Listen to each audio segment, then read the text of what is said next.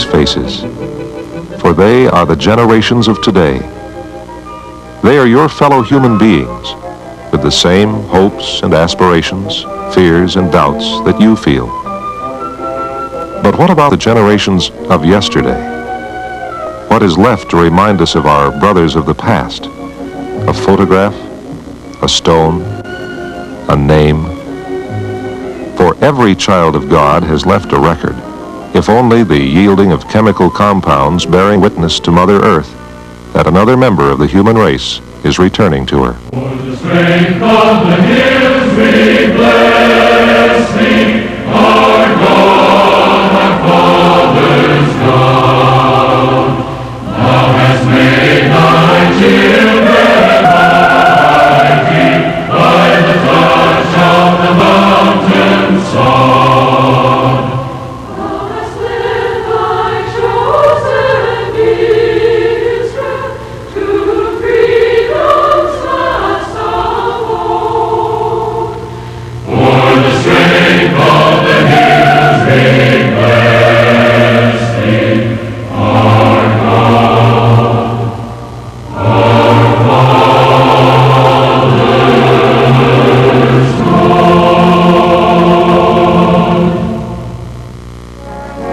Throughout the world, there are millions of records in books, in libraries, in archives, and in vaults. Records of names, dates, and places, all testifying that real people once passed this way. People with lives, challenges, and problems similar to yours. Faces and names.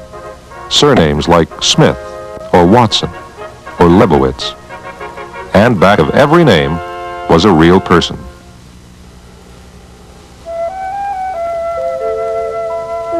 Take this fellow who lived in England early in the Middle Ages. His red hair and sly nature caused his contemporaries to call him Fox, and the name stuck. And this knave, who was short-legged, hairy, and smelled strongly, was called Badger.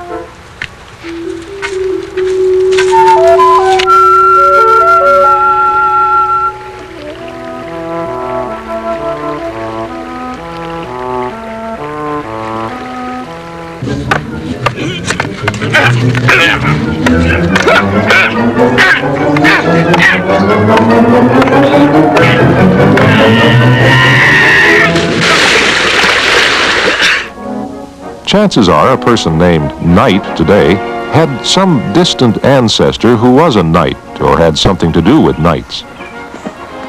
The same could be said of a person named Squire or Miller or Wheelwright or Tanner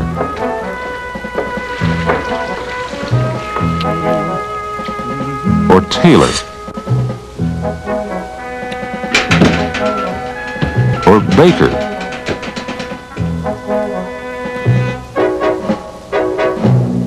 or Doolittle or even Spendlove.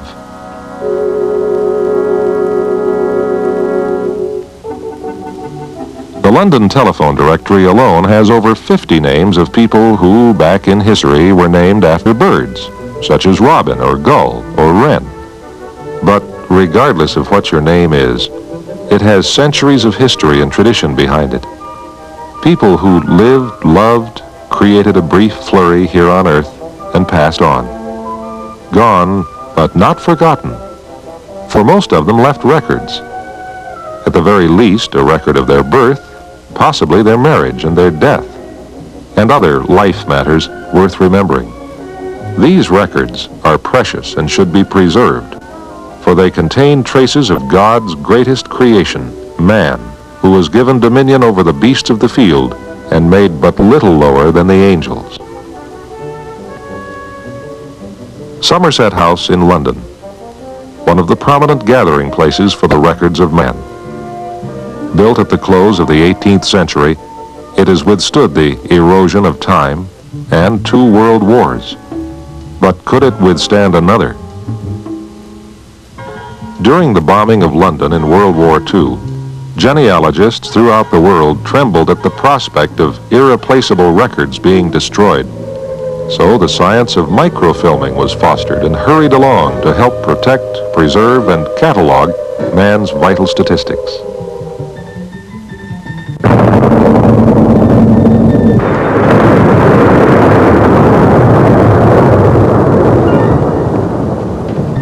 At Nagasaki and Hiroshima, everything within an area of 2 square miles was completely obliterated. Today, with man's capability for far more devastating destruction and continued upheaval and riot along with the damage that nature herself can do, the world's vital records stand in greater jeopardy than ever before. As one answer to these threats, the science of microfilming was developed and seems to be the answer to record preservation. But even microfilm itself is highly vulnerable to the forces of heat and moisture. And so the search continues for better methods of preserving and protecting one of the world's most precious commodities, the vital history of her most important issue, people. People like you and me. Aware of these needs, the Church of Jesus Christ of Latter-day Saints, long interested in preservation of important records, considered ways and means of providing adequate storage. Over 25 years ago, President J. Reuben Clark, Jr., then a member of the First Presidency and former ambassador to Mexico, felt impressed with the need to find a safe place for the many vital records the Genealogical Society was gathering from near and distant places in the world. Acting for the First Presidency, President Clark called a committee whose responsibility it was to recommend a location for such a storage facility. What would you think then, brethren, of the advisability of our beginning to prepare for the erection and establishment? Many possible sites were explored and checked out by surveyors. We'd be glad to hear your opinions.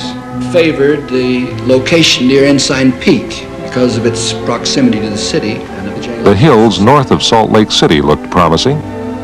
Nearby abandoned mines and caves were considered. Even a very extensive underground vault of concrete and steel was proposed to be built in the heart of Salt Lake City. But none of these ideas was acceptable. The best site had not yet been found. Planning meetings were held, and creative minds began to explore other possibilities.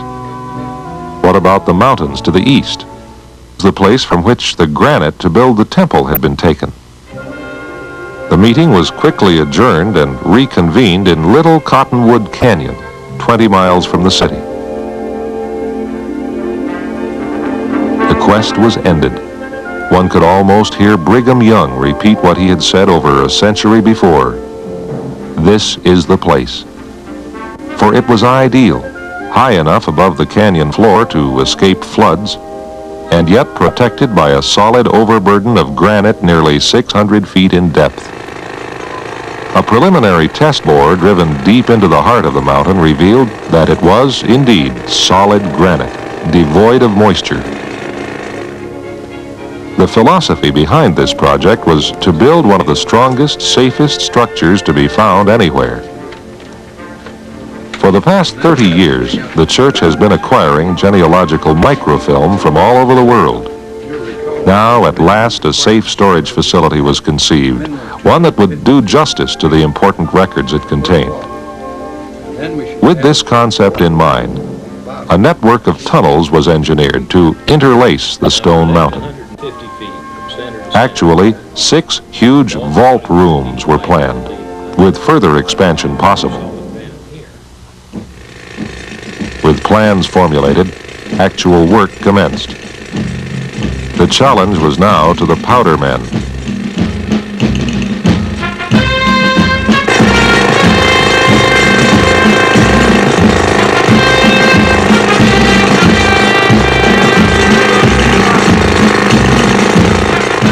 How to bore, blast, and drill into the world's hardest rock. Stand by, clear the area. Fire in the hole, clear the area. Stand by.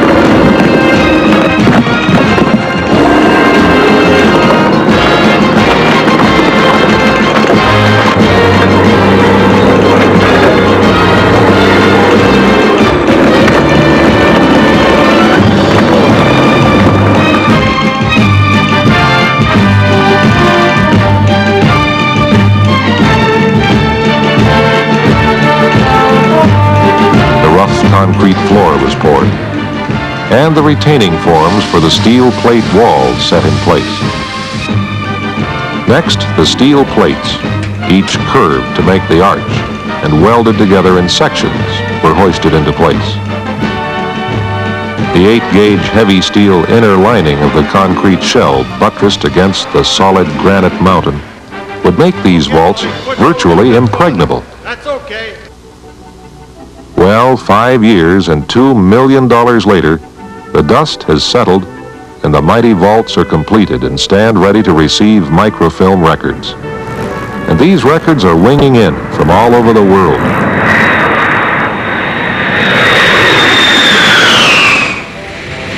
More than 500,000 rolls have already been received from historians and technicians, and this number is being increased by several thousand rolls each month. And these are not just minuscule fodder for computers, but records containing stories of individual people and of their families.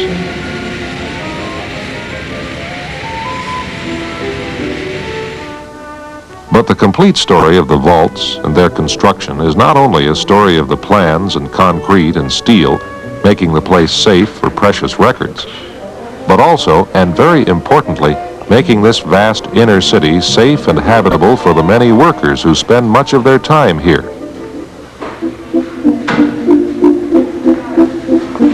We have nearly 60 employees here at all times. We try to provide comfortable facilities for them, and the morale is high.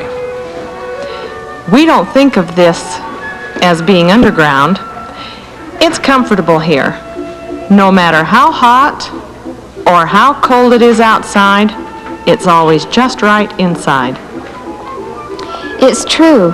This just seems like any other pleasant office I've worked in. Cold and delicious water. That's a story in itself.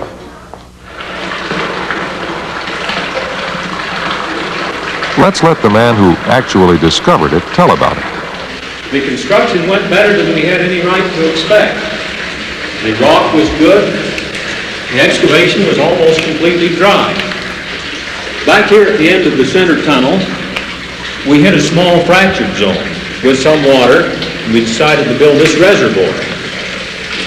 When we needed more water later, we prepared to diamond drill back into the mountain as much as 1,000 feet. But amazingly, the first hole hit water at 104 feet. And this one small hole flows 4 times as much water as seeped into the entire excavation. The water comes from a source beyond the storage area, further back in the mountain, and is well suited for the processing of film as well as for drinking needs. Nearly 9,000 gallons a day virtually eliminates the need to pipe in any water from outside.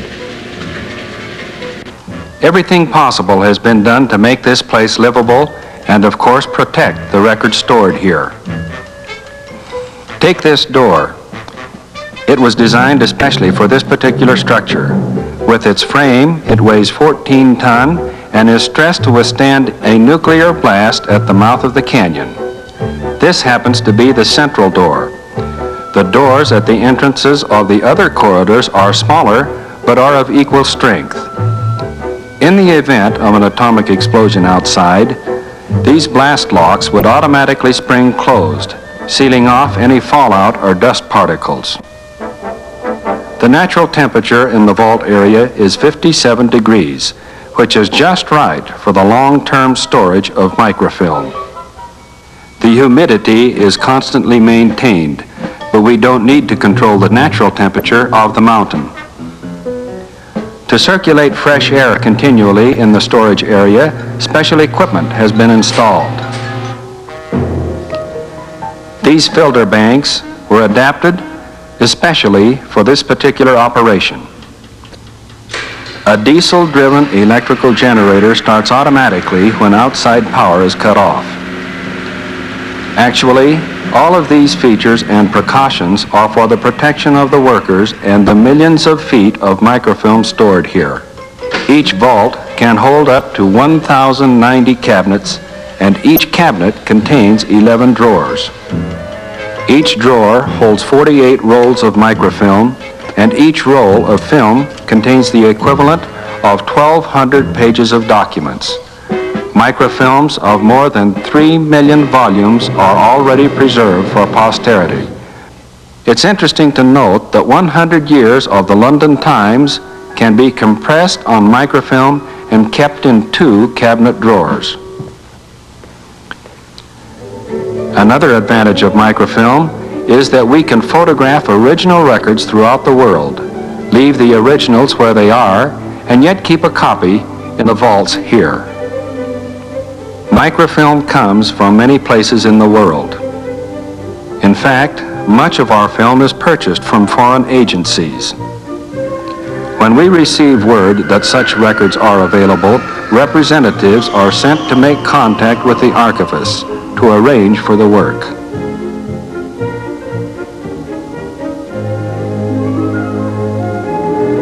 "65 cameramen continually shuttle to 20 foreign countries in various places of the world.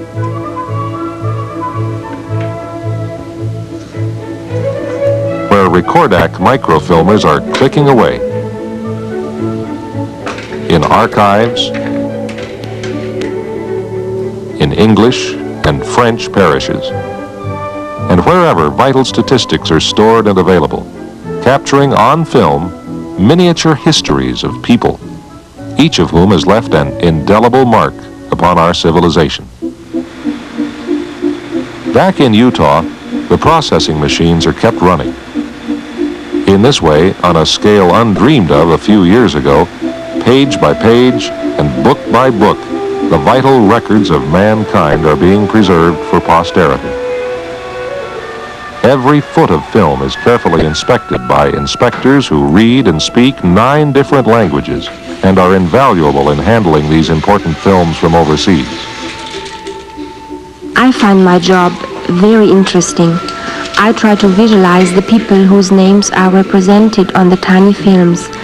I say to myself, what were they like? I see them not just as cold statistics, but rather as real life human beings, like the nice people who work here. The nice people who work here. Yes, they are. Take the laboratory supervisor. Some years ago, I came from England, where I had prior experience in microfilm work. I think this is a fascinating business, this collecting and storing of the world's vital records. I rather feel that we're in the forefront of space-age technology as far as record preserving is concerned, and I am looking for new and advanced methods of storing and preserving to be discovered as time goes on. I like working here, and I feel that the work I'm doing is very important. It's good to feel that what you're doing is meaningful, that the world is a better place because of what you're doing. But what of the future? If the records of the world are to be preserved, the cooperation of archivists and genealogists throughout the world must be obtained.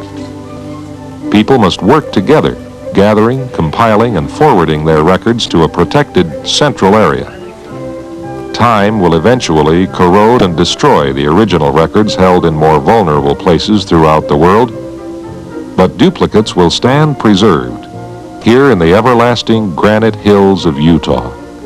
Records for the blessing of future generations yet unborn. And all this came about because of a church that believes in the value of people and of family solidarity. A church that regards each individual as a child of God, an important and eternal personality. That looks upon every man's time spent on earth as vital and important. A church that believes man has always been interdependent, that believes that today is inextricably tied to yesterday, as we are to our ancestors and those who follow us. Centuries ago, Isaiah prophesied, "And thou shalt speak out of the ground, and thy speech shall be low out of the dust, and thy voice shall be as of one that hath a familiar spirit." Isaiah did not speak in vain, for from this ground and from the records preserved here comes a spirit, which shall help unite all men and assist them to beat their swords into plowshares and their spears into pruning hooks. Hopefully, the granite mountain vaults are a step along the road to lasting peace and brotherhood among men.